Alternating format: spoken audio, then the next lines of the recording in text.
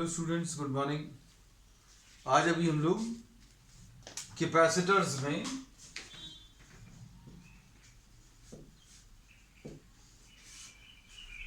Redistribution of charges पढ़ेंगे। Redistribution of charges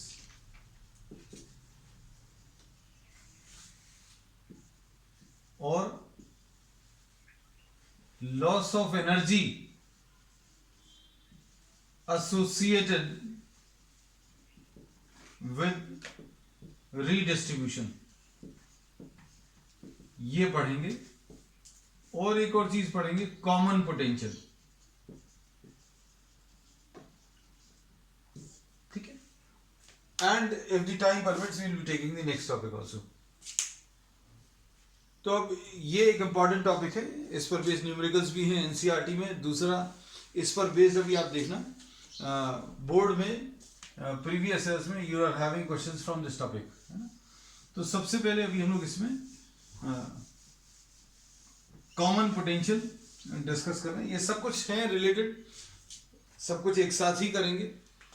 suppose you are having two conductors, suppose दो capacitors हैं, दो capacitors जिनकी कैपेसिटेंस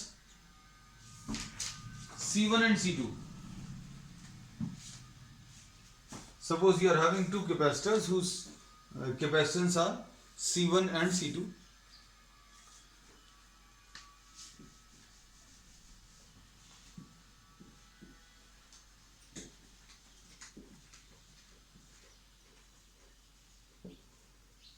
कैपेसिटेंस इनका C1 और दूसरे का C2 है। Charges on these are Q1 and Q2 and the potential of this is V1 and this is V2. हमने पिछली क्लासेस में भी क्या किया है, we have taken a comparison, we have taken an analogy between what the capacitor and the water tank. तो वो यहाँ पर भी बहुत अच्छा काम करती है ना। कैसे? Suppose if you are having two water tanks containing some amount of water,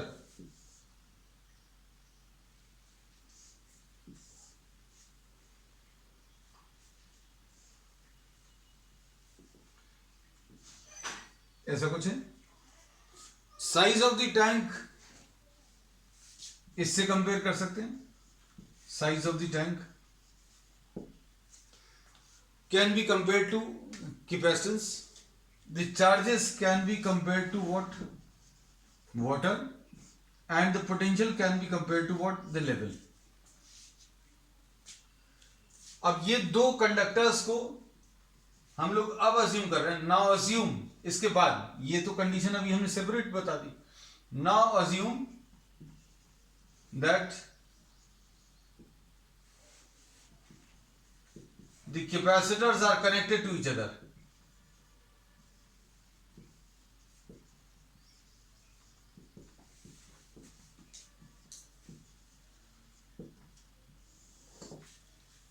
ये आइसोलेटेड कंडक्टर्स का भी एग्जांपल हो सकता है, क्योंकि आइसोलेटेड कंडक्टर को एक ये आइसोलेटेड कंडक्टर, ये इसको भी अभी हम कैपेसिटर मान सकते हैं। क्यों?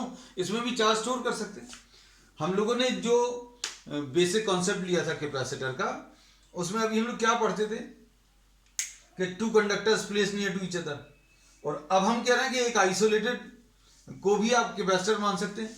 क्यों? क्योंकि इस सिस्टम के ऊपर भी आप चार्जेस को स्टोर कर सकते हैं। तो दो कंडक्टर्स वाला कॉन्सेप्ट फिर कहां चला गया? तो अभी हम लोग कहते हैं इसमें भी दूसरा कंडक्टर है, दूसरा कंडक्टर लेकिन इनफाइनाइट साइज का है, ऐसा अज्यूम कर सकते हैं। तो एक आइसोलेटेड कंडक्टर को भी आप कैपेसिटर जैसा मान सकते हैं। ये अभी हम लोग आगे के टॉपिक में करेंगे भी।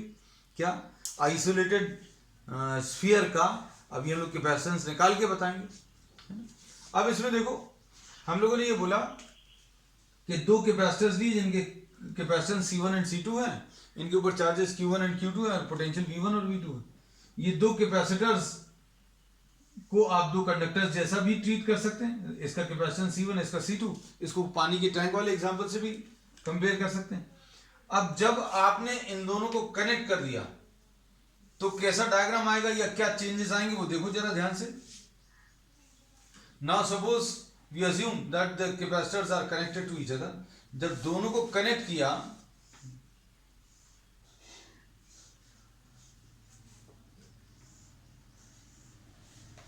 तो क्या होगा, flow of charges will take place from higher level to lower level, flow of liquid will take place. ये दो टैंक्स अगर हैं, दोनों को नीचे से अगर कनेक्ट कर दिया तो क्या होगा, flow of liquid will take place from higher level container to lower level container.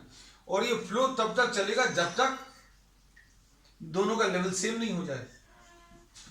ये बहुत इंपॉर्टेंट चीज है कि भाई पानी के दोनों टैंक्स को अगर आपने कनेक्ट किया तो पानी का फ्लो होगा from higher level to lower level. अब इसमें क्या होगा, इस वाले एग्जांपल में इस फ्लो ऑफ वाटर को अगर आप कंपेयर करें तो अब हम लोग इसमें ये बोलेंगे कि flow of charges will take place, flow of positive charges will take place from higher potential to lower potential. और ये कब तक चलेगा, जब तक दोनों का पोटेंशियल सेम नहीं हो जाए। दोनों का पोटेंशियल सेम हो जाएगा, फ्लो बंद हो जाएगा, बिल्कुल ऐसे ही। तो अब हम लोग इसमें क्या बोलेंगे आगे, now assume that the capacitors are connected to each other, तो हम लोग क्या बोलेंगे, flow of positive charges takes place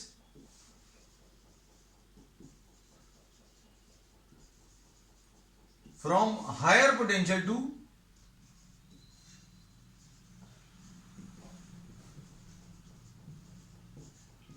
lower potential, higher potential से लोअर पोटेंशियल में फ्लो चलेगा। और कब तक चलेगा, टिल द पोटेंशियल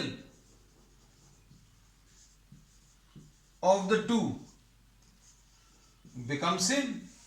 कब तक चलेगा, जब तक दोनों का पोटेंशियल सेम नहीं हो जाए। अब हम लोग ये अगर सिंबॉलिकली रिप्रेजेंट करें, ये C1 है, ये C2 है, ये सिर्फ कैपेसिटर से रिप्रेजेंट कर रहे हैं। इसके ऊपर चार्ज Q1 है, इसके ऊपर चार्ज Q2 है, और इसका पोटेंशियल V1 है और इसका पोटेंशियल V2 है। अब जो अगला एक डायग्राम इसका लेंगे वो देखना ध्यान से, ये अभी हम यहां पर नीचे ड्रॉ कर दे रहे हैं। जब आपने दोनों को कनेक्ट कर दिया तो दोनों कनेक्ट करने में साइज तो चेंज नहीं होगा, मतलब कैपेसिटेंस तो सेम रहेगा। तो कैपेसिटेंस इसका C1 है, अभी भी C2 है। दोनों को कनेक्ट करने से क्या होगा, इसका चार्ज चेंज हो गया, इसका भी चार्ज चेंज हो गया, दोनों के चार्जेस चेंज हो गए। लेकिन दोनों में क्या चीज सेम हो गई, पोटेंशियल सेम हो गया। ठीक, अब देखो ध्यान से,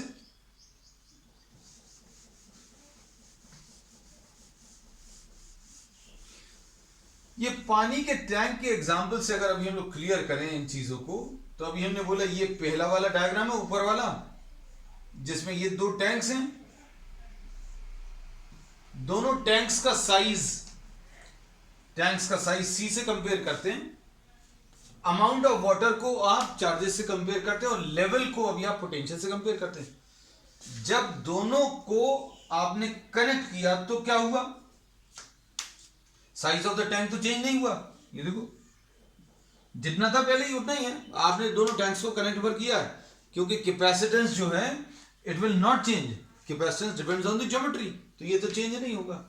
लेकिन flow of charges will take place, इसमें से थोड़ा चार्ज निकलकर हायर पोटेंशियल वाले में से, सॉरी ज्यादा कैपेसिटेंस वाले में से, ज्यादा चार्ज वाले में से, इसमें से निकलकर इधर आ गया। हायर लेवल वाले में से, ज्यादा अच्छे से बोलें कि हायर लेवल से चार्ज निकलकर, पॉजिटिव चार्ज निकलकर कहां पर, लोअर लेवल पर चला गया। लेकिन टोटल अमाउंट ऑफ चार्ज वो तो सेम रहेगा। पानी जितना पहले था टोटल दोनों टैंक्स का मिलाकर अभी भी उतना ही रहेगा, सिर्फ फ्लो हुआ है, ट्रांसफर हुआ है। इसको अभी हम लोग क्या बोलते हैं, रीडिस्ट्रीब्यूशन। रीडिस्ट्रीब्यूशन में कहीं पर ऐसा नहीं हुआ कि चार्ज कम हो गया या ज्यादा हो गया, पानी कम या ज्यादा नहीं हुआ। जैसे ही आपने इनको कनेक्ट किया तो क्या होगा बेटा, पानी का फ्लो हायर लेवल कंटेनर से लोअर लेवल पर जाएगा। ये फ्लो तब तक चलेगा जब तक दोनों का लेवल सेम नहीं हो जाए, इसका थोड़ा कम हो जाएगा, इसका बढ़ जाएगा। लेकिन पानी का अमाउंट जितना पहले था उतना ही अभी भी है। तो अब हम लोग इसमें ये बोलते हैं कि Q1 plus Q2 is equal to Q1 dash plus Q2 dash. जितना चार्ज पहले था उतना ही चार्ज बाद में भी है, क्योंकि दोनों को कनेक्ट करने से चार्जेस कम ज्यादा नहीं हो गए। चार्ज एक में से निकलकर दूसरे पर चले गए। किस में से निकलकर किस पर गए? जिसका पोटेंशियल ज्यादा है उसमें से पॉजिटिव चार्जेस निकलकर किसके ऊपर गए? जिसका पोटेंशियल कम है। और कब तक ये फ्लो चलेगा? जब तक दोनों का पोटेंशियल सेम नहीं हो जाए। अब हम लोगों को ये मालूम है Q1 का relation, Q1 is equal to C1V1 और Q2 की वैल्यू कितनी है? C2V2। इसमें कोई दिक्कत नहीं होगी। Q1 डैश की वैल्यू C1V और Q2 डैश की वैल्यू C2V। दोनों जगह अभी हम लोगों ने क्या किया है, दोनों जगह पोटेंशियल सेम लिखा हुआ है। पोटेंशियल सेम क्यों? क्योंकि दोनों कनेक्टेड हैं। ये दोनों कनेक्टेड हैं। ये देखो, ये यहां पर दिख रहा है तार, ये जो बीच में जो वायर है वो अच्छे से बना लेना ताकि आपको दिखे। दोनों कंडक्टर्स को जब आपने कनेक्ट कर दिया तो चार्जेस का फ्लो हुआ हायर पोटेंशियल से लोअर पोटेंशियल। और कब तक हुआ? जब तक दोनों का पोटेंशियल सेम नहीं हो जाए। दोनों का पोटेंशियल सेम हो गया। अब Q1 डैश की वैल्यू C1V और Q2 डैश की वैल्यू C2V। ये सारी वैल्यूज रख लो। Q1 की वैल्यू C1V1, Q2 की वैल्यू C2V2 और इधर पर क्या लिखी गया? C1V plus C2V।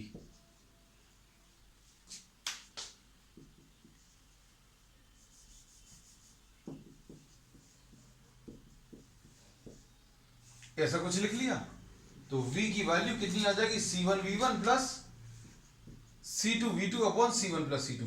ऐसा कुछ आएगा।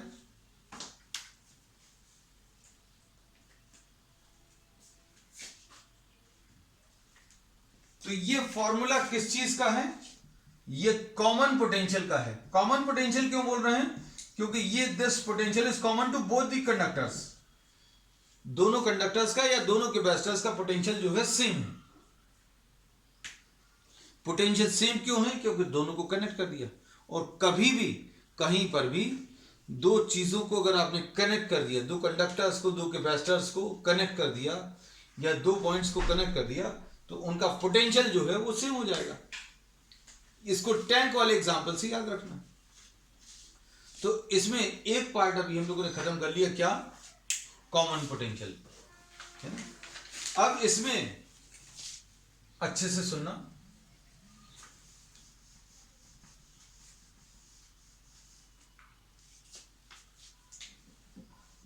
चार्जेस आफ्टर रीडिस्ट्रीब्यूशन कैसे मिलेंगे बेटा? चार्जेस आफ्टर रीडिस्ट्रीब्यूशन यानी रीडिस्ट्रीब्यूशन के बाद Q1 dash will be equal to C1V and Q2 dash will be equal to C2V.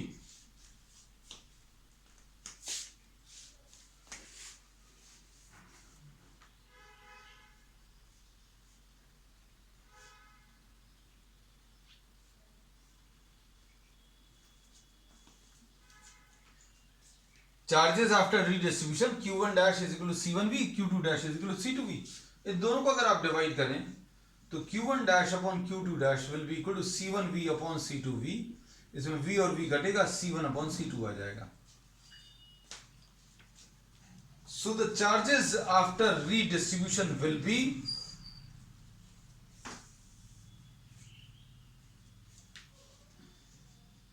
In the ratio of their कैपेसिटेंसेस।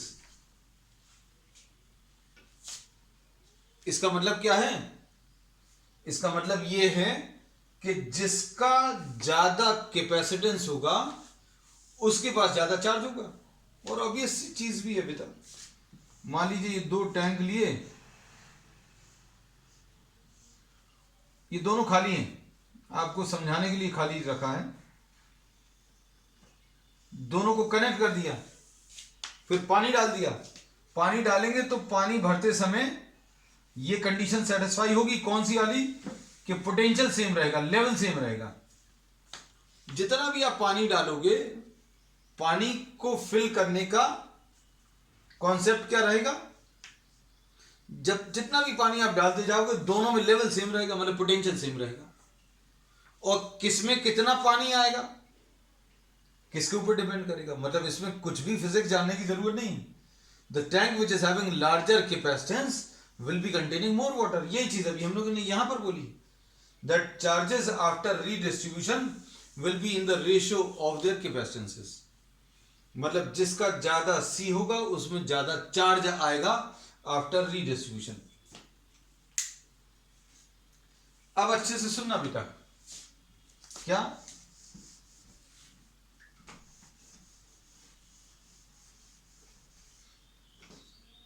if both conductors are identical,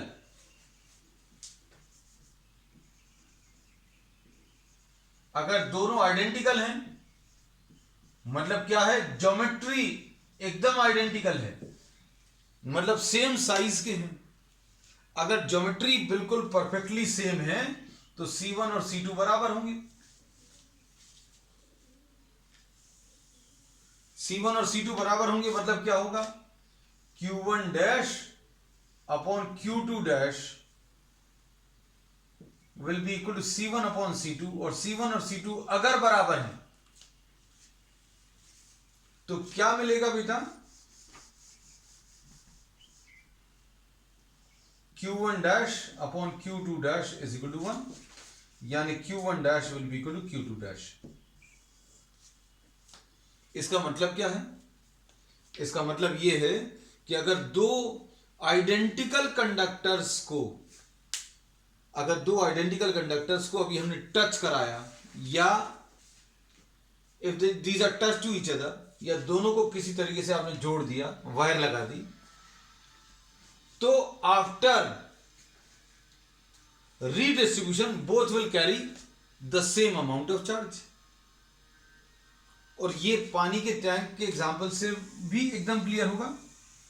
ये suppose एक पानी का टैंक है, हम ये बार बार इसी का एग्जांपल इसलिए ले लेते हैं क्योंकि आपको एकदम परफेक्टली क्लियर हो जाए, क्योंकि कैपेसिटेंस तो आपने देखा नहीं है ना, उसको आप इमेजिन कर पाते हैं। ये देखो, ये दो आइडेंटिकल अभी हमने टैंक्स ले लिए,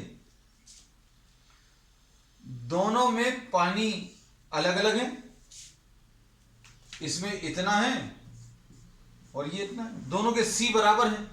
जब दोनों को कनेक्ट करेंगे तो क्या क्या चीज सेम हो जाएगी बताओ जरा। दोनों को जब कनेक्ट कर दिया तो flow of liquid will take place from higher level to lower level, और इसका पानी कम हो जाएगा, इसका बढ़ जाएगा, लेकिन क्या चीज होगी, दोनों का लेवल बराबर हो जाएगा। जब भी दो टैंक्स कनेक्टेड हैं या कनेक्ट करेंगे तो flow of liquid will take place from higher level to lower level. और चूंकि टैंक का साइज बराबर था इसलिए दोनों में बाद में इक्वल पानी आएगा। तो यही चीज अभी हमने बोला कि अगर C1 और C2 बराबर हैं तो रीडिस्ट्रीब्यूशन के बाद दोनों में चार्जेस बराबर आ जाएंगे। ठीक, अब सुनना, फर्स्ट चैप्टर में अभी हमने ये लिखा हुआ था, ये पॉइंट क्या लिखा था किसी को याद है? हम लोगों ने इसमें ये बताया था कि अगर दो आइडेंटिकल कंडक्टर्स को जिनके ऊपर कुछ चार्ज है उनको अगर आप टच करा दें तो net charge will be divided equally on both the conductors. हमने बोला था, रीजन बाद में बताएंगे, तुम लोग तो भूल गए होंगे, हमें याद है। अगर इसके ऊपर Q1 था, इसके ऊपर Q2 था, और इसका capacitance C1 is equal to C है, इसका C2 is equal to C है, इसके ऊपर V1 है, इसके ऊपर V2 है, जब दोनों को टच कराएंगे तो क्या आएगा, Q1 डैश और Q2 डैश बराबर आएंगे। ये अभी हमने प्रूव कर दिया। क्यों? क्योंकि इनका कैपेसिटेंस सेम है। और एक लाइन अभी हम लोग स्टार्टिंग में लिखे भी थे कि भाई जितना चार्ज पहले था उतना ही तो बाद में होगा। पानी के दो टैंक्स आपने लिए, दोनों कनेक्ट किया तो पानी इधर का उधर हो जाएगा, लेकिन जितना पानी पहले था उतनी बाद में। अब ये दोनों वैल्यूज बराबर हैं तो क्या होगा, सपोज Q1 डैश और Q2 डैश बराबर है, इसको इक्वल टू Q लिखें तो ये कितना आ जाएगा, Q1 plus Q2 will be equal to Q plus Q।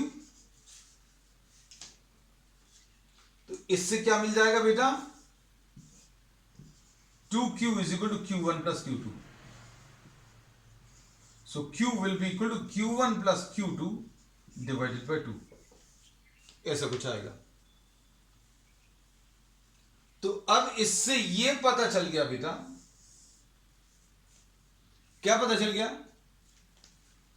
कि if two identical conductors are touch to each other, दोनों को अगर आपने वायर से जोड़ दिया तो जो नेट चार्ज है वो इक्वली डिवाइड हो जाएगा।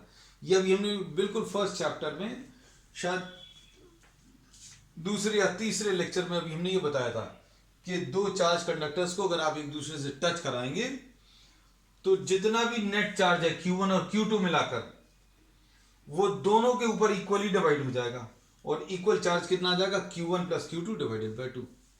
ठीक, अब आ जाए वापस इस पर। ये तो एक स्पेशल केस था जो अभी हमने बीच में डिस्कस कर लिया, तो आपको जो ओरिजिनली दिया हुआ था उस पर वापस आ जाए। भाई एक ये कैपेसिटर है जिसका कैपेसिटेंस C1 है, दूसरे का C2 है, इसके ऊपर चार्ज Q1 है, इसके ऊपर चार्ज Q2, इसको V1 और इसको V2। दोनों को हम लोगों ने अगर ज्वाइन कर दिया तो C1 और C2 तो कुछ नहीं होगा, चार्जेस चेंज हो जाएंगे और पोटेंशियल जो है वो सेम रहेगा। पोटेंशियल सेम नहीं, सेम हो जाएगा। ये V1 है, ये V1 ही नहीं रहेगा। हायर पोटेंशियल से चार्जेस का फ्लो होगा टू लोअर पोटेंशियल, और ये फ्लो तब तक चलेगा जब तक दोनों का पोटेंशियल सेम ना हो जाए। ये चीज अभी हमने आज डिस्कस की है। और इसमें V की वैल्यू अभी हम लोग निकाले थे, कितना था, C1 V1 plus C2 V2 upon C1 plus C2। ये कॉमन पोटेंशियल है।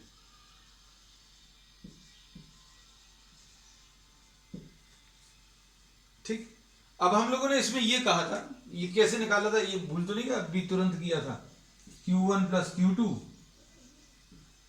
Is equal to Q1 dash plus Q2 dash. इसमें वैल्यूज रख दोगे तो आ जाएगा C1 V1, इसकी C2 V2, इसको C1 V plus C2 V। हमने सिर्फ रिवाइज इसलिए करा दिया कि ऐसा ना हो आज ही की चीज अभी बहुत सारी चीजें हो गई तो भूल गए। ये कॉमन पोटेंशियल। अब हम लोग जो नेक्स्ट टॉपिक लेने वाले हैं इसी में, ये बहुत सारी सब हेडिंग्स हैं इसमें। ये पूरा मेन टॉपिक जो है वो रीडिस्ट्रीब्यूशन ऑफ चार्जेस है। ठीक है, रीडिस्ट्रीब्यूशन ऑफ चार्जेस में अभी हमने कॉमन पोटेंशियल एक ले लिया, दूसरा redistribution when both the conductors are identical, ये ले लिया। दो चीजें क्या क्या ले ली रीडिस्ट्रीब्यूशन में, सबसे पहला कॉमन पोटेंशियल निकाला, फिर दूसरा क्या निकाला, when both the conductors are identical, तो क्या होगा ये निकाल लिया, स्पेशल केस। अब तीसरा अभी हम लोग ले रहे हैं एनर्जी लॉस। भाई एनर्जी को क्या होगा, दो कंडक्टर्स को अगर आप कनेक्ट कर रहे हैं तो एनर्जी में क्या चेंजेस आएंगे वो अब हम लोग पढ़ने वाले हैं, है ना। तो इसकी तीसरी सब हेडिंग जो है वो है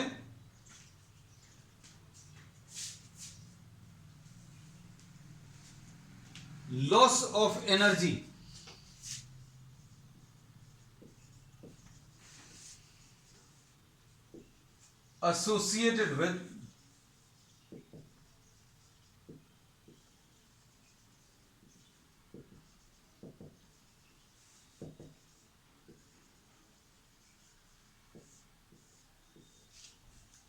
associated with redistribution of charges।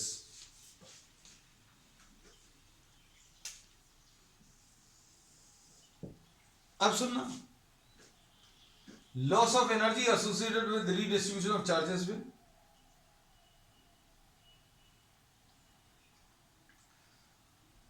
Energy before redistribution,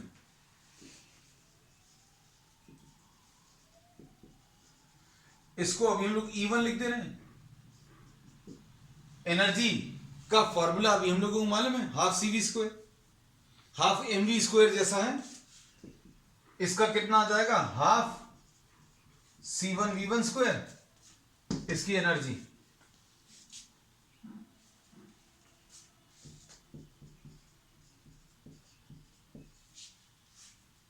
दूसरे वाले की हाफ C2V2 स्क्वायर।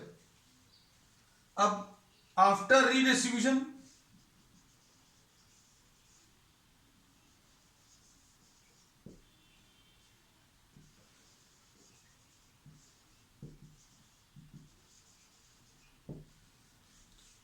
ये क्या आ जाएगी, E2 will be equal to half C1V square, ऐसा कुछ आएगा।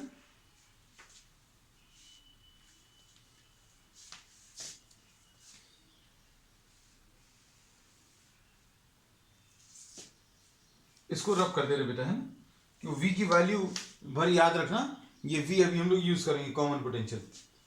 अब इसमें अभी हम लोगों को ये नहीं पता कि पहले की एनर्जी कम है कि ज्यादा है। हम लोगों ने तो हेडिंग डाल दी, क्या loss of energy, loss of energy अगर डाला, अगर इसकी जगह अभी हम लोग चेंज इन एनर्जी डालें और फिर बाद में निकाल लें तो भी चलेगा, है ना।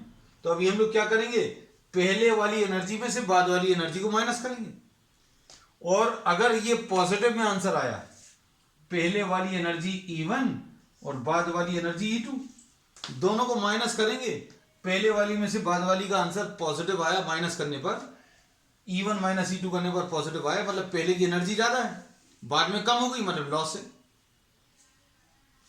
और अगर E1 माइनस E2 माइनस में आया तो क्या मतलब रहेगा, तो E1 माइनस E2 अगर नेगेटिव में आया तो अभी हम लोग बोलेंगे E1 कम है, E2 ज्यादा है, मतलब एनर्जी बढ़ गई। और अगर सेम रहेगी तो क्या होगा, E1 माइनस E2 करने पर जीरो आएगा, है ना।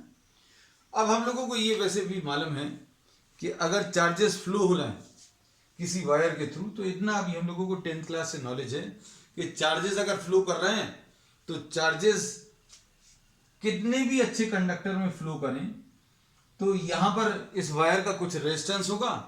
चार्जेस अगर फ्लो करेंगे तो वो फ्लो करते समय रास्ते में एटम्स और आयन से टकराएंगे, तो एनर्जी इनकी कुछ लूज होगी, तो there will be some loss of energy. मान लीजिए ये बात नहीं समझ में आती तो E1 माइनस E2 निकाल कर चेक करके बता देंगे, है ना। तो अब देखो,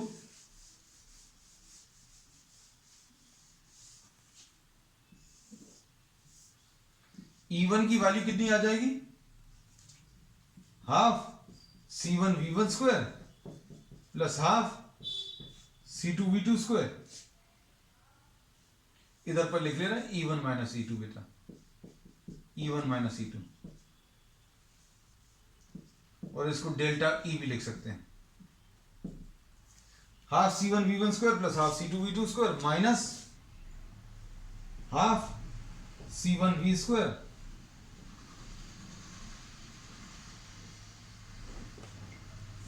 ये half C1V1 square plus half C2V2 square आएगा बेटा, और क्या आएगा, V स्क्वायर बाय 2 कॉमन, अंदर क्या बचेगा, C1 प्लस C2, ऐसा कुछ आएगा।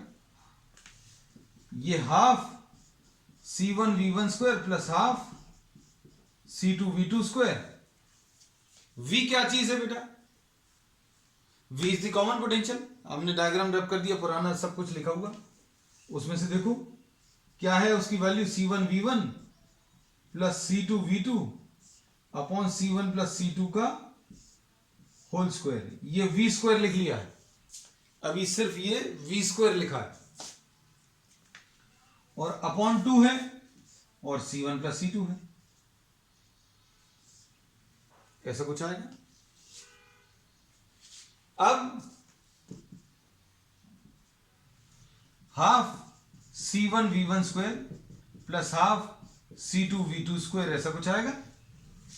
ऊपर एक C1 प्लस C2 और नीचे 2 हैं, ये C1 प्लस C2 का होल स्क्वायर है, 2 C1 प्लस C2 हैं, मतलब C1 plus C2 whole square है, ये C1 प्लस C2 है, तो क्या होगा, एक कैंसिल हो जाएगा, क्या बचेगा, C1V1 प्लस C2V2 का होल स्क्वायर, इसमें तो कोई चेंज नहीं है, 2 भी है और C1 प्लस C2 एक बार बचेगा। अब इसके बाद क्या करें, एलसीएम ले लें।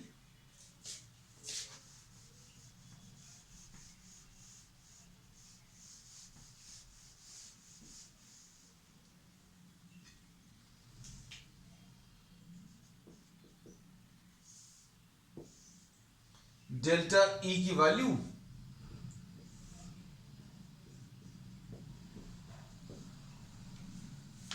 2 times C1 plus C2 LCM आ गया।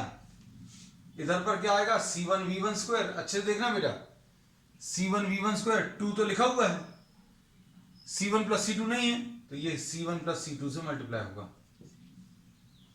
प्लस ऐसे ही C2 V2 स्क्वायर, नीचे 2 है लेकिन C1 प्लस C2 नहीं है नीचे, तो ये C1 प्लस C2 से मल्टीप्लाई होगा।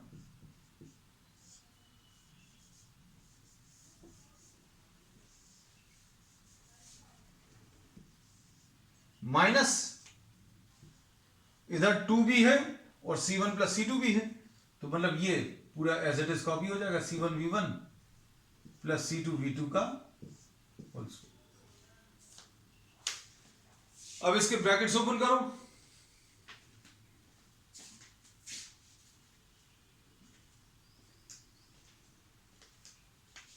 तो कितना आएगा, C1 square V1 square plus C1 C2 V1 square plus C1 C2 V2 square plus C2 square V2 square minus इसके ब्रैकेट्स अगर आप ओपन करोगे तो कितना आएगा बेटा, C1 square V1 square minus C2 square V2 square minus 2 C1 C2 V1 V2। इस step में क्या किया है, अगर आप ध्यान से देखो, हमने सारे ब्रैकेट्स ओपन कर दिए। इसमें C1 into C1 C1 square V1 square है, फिर C1 C2 V1 स्क्वायर, फिर C1 C2 V2 स्क्वायर, फिर C2 इंटू C2 ये C2 स्क्वायर V2 स्क्वायर, और ये A plus B whole square.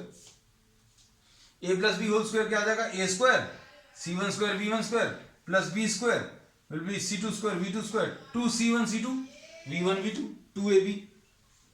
अब इसमें ये वाले टर्म्स कैंसिल होंगे, ये वाले टर्म्स भी कैंसिल होंगे,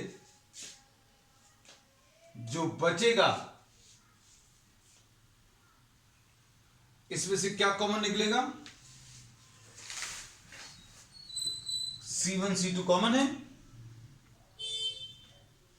क्या बचेगा, ये देखो C1 C2 यहां से निकाल लिया, C1 C2 यहां से निकाल लिया, C1 C2 यहां से निकाल लिया, क्या बचेगा, V1 square plus V2 square minus 2V1 V2 upon 2 times C1 plus C2।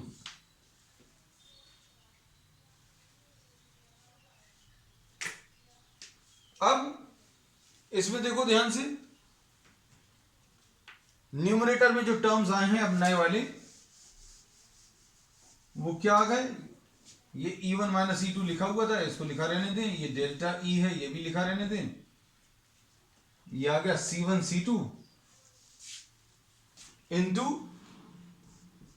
V1 minus V2 का whole square upon 2 times C1 plus C2, ऐसा कुछ बचेगा। और इसको अगर आप देखो ध्यान से, C1 और C2 क्या है, कैपेसिटेंस है, C1 and C2 are the capacitance,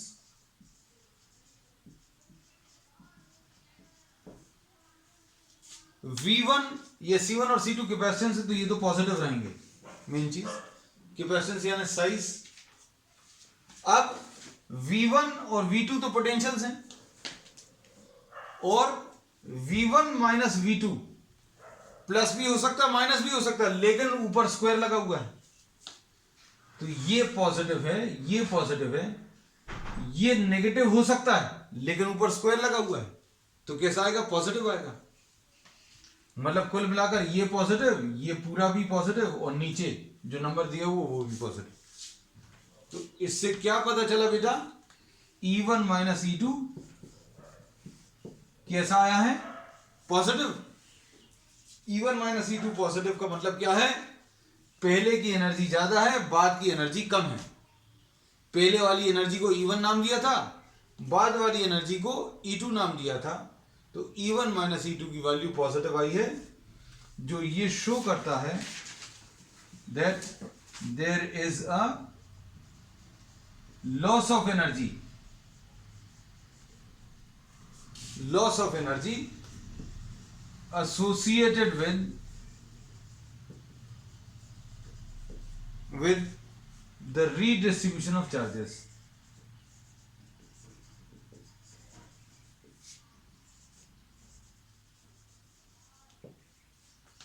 There is a loss of energy associated with redistribution of charges. और लॉस का ये फॉर्मूला क्या है? फाइनली इस पर भी बहुत सारे प्रॉब्लम्स बनते हैं। कुछ प्रॉब्लम्स एनसीईआरटी में दिए हैं, कुछ रेफरेंस में से भी कर सकते हैं। आप पुराने सालों के पेपर्स उठाकर देखना, आपको इस टाइप के जो है क्वेश्चंस मिले हैं।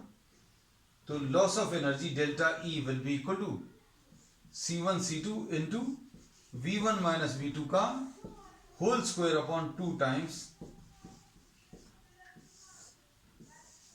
सो this is the formula for redistribution of charges। ठीक है, अब आज शायद टाइम ज़्यादा बचा नहीं है, so we are concluding our class today, that's all, and we'll be continuing with the same chapter next time।